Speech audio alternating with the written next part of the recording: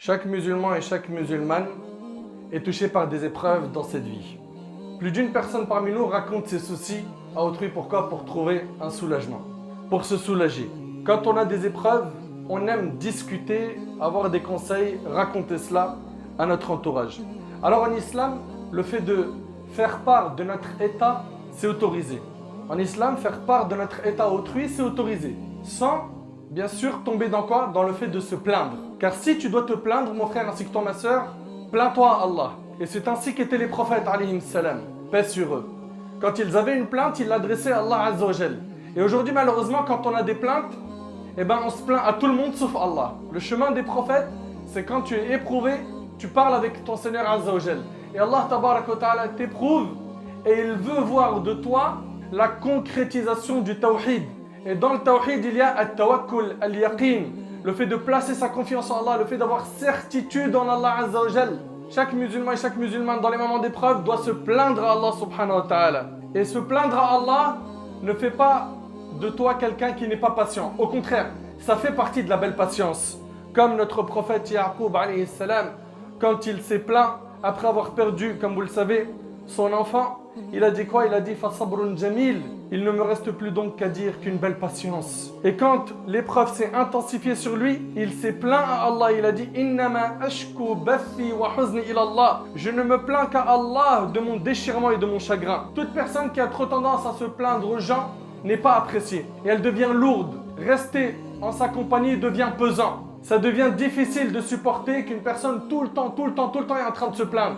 Donc mon frère ainsi que toi ma soeur, plains-toi à Allah. Plains-toi à Allah. Tu as un souci, rappelle-toi que le seul qui peut le dissiper c'est Allah. Tu dis toute la journée que tu places ta confiance en Allah. Où est cette confiance en Allah pendant le moment de l'épreuve? Tu dis tout le temps que tu penses du bien d'Allah.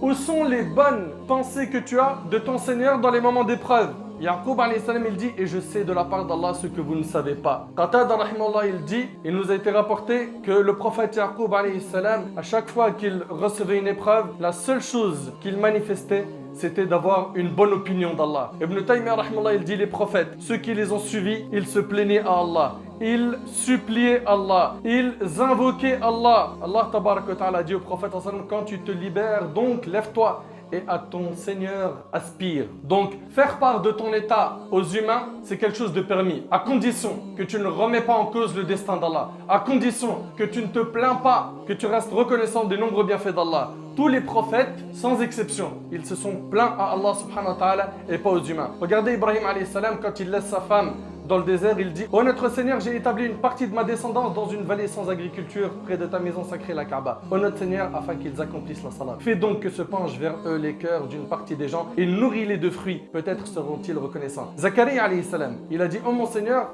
mes os sont affaiblis et ma tête s'est enflammée de cheveux blancs. Cependant, je n'ai jamais été malheureux, déçu en te priant. Oh mon Seigneur, je crains le comportement de mes héritiers après moi et ma propre femme est stérile.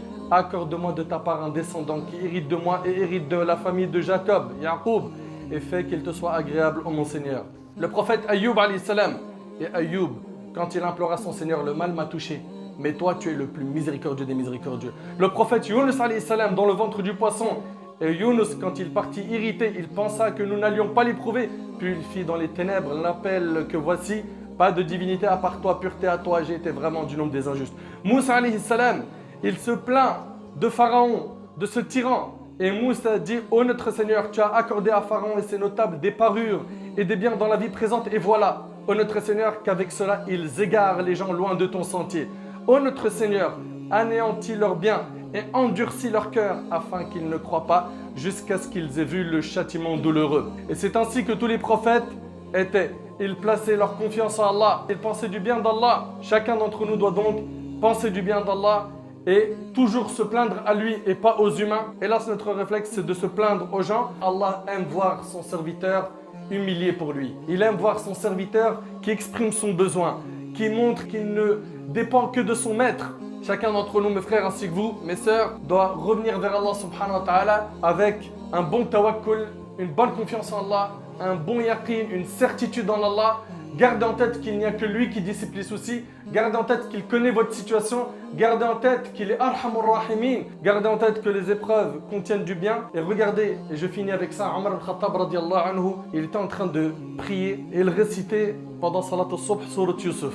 Et dès qu'il arrivait au verset Innama ashku bathi wa huzni ila Allah, je ne me plains qu'à Allah de mon déchirement et de mon chagrin. À ce moment-là, il s'est arrêté et s'est mis à pleurer au point qu'on entendit le bruit de ses sanglots dans les derniers rangs et il n'a pas pu terminer la prière. Omar radiallahu anhu, il connaissait son Seigneur, il avait une pleine certitude en Allah subhanahu wa ta'ala. Adoptons ce comportement, plaignons-nous à Allah quand on a des épreuves.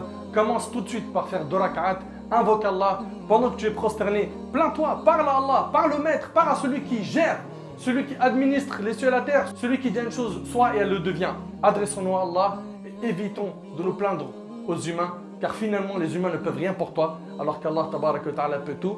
أسأل الله سبحانه وتعالى أن ينفعني بما قلت وأن ينفعكم بما سمعتم. سبحانك اللهم وبحمدك أشهد أن لا إله إلا أنت أستغفرك وأتوب إليك.